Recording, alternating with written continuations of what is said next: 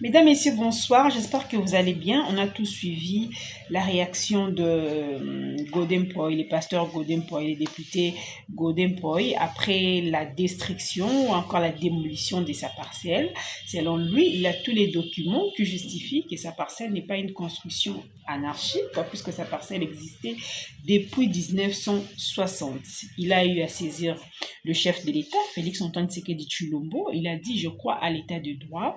Je crois que les gens qui ont détruit ma parcelle ne seront pas impunis. Et il est allé très loin dans ses propos pour dire que si je n'étais pas pasteur, je n'allais pas passer dans un plateau de télévision comme je l'ai fait pour dénoncer ce que je qualifie de destruction méchante, mais je le ferai à Goma, à partir des Goma. Et c'est là suscité des réactions de toutes parts.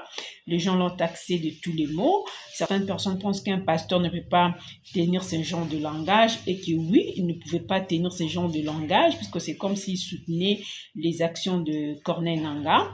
Mais c'est les effets de la colère. On doit comprendre que c'est les effets de la colère. Et sous les effets de la colère, on peut commettre l'irréparable. Dire quelque chose et regretter après. Mais il faut aussi analyser ses propos. Quand il dit, si je n'étais pas pasteur, j'allais faire ces déclarations à partir de Goma. Mais je ne les ferai pas. Je crois à l'état des droits. Lorsqu'on critique, il faut prendre toute la phrase. Je ne les ferai pas puisque je crois à l'état de droit. Quelqu'un qui veut soutenir Corneille Nangaa, est-ce que la même personne peut aussi croire à l'état de droit sous Félix Antoine Tshisekedi Tshilombo? Et que non. Quand on est fâché, on peut commettre l'irréparable. Là c'est juste ma façon de penser. Quand on est fâché, on peut commettre l'irréparable. C'est un pasteur, oui, c'est aussi un homme. On peut tenir des propos qui fâchent, mais à la fin, il a dit, je crois à l'état des droits. Et ça a annulé tout ce qu'il avait dit avant. Je crois à l'état des droits.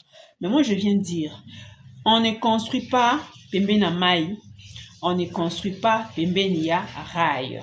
Ce sont des constructions anarchiques. Même si aujourd'hui on ne détruit pas, demain on va toujours détruire. Mais les gens qui donnent les titres immobiliers là, pourquoi eux ils restent impunis? Pourquoi eux ils doivent rester impunis? Bateau appelle ça un titre immobilier. Pourquoi ils doivent rester impunis? Mais les Congolais, restons un peu vigilants. Bon, pas si il faut savoir où construire.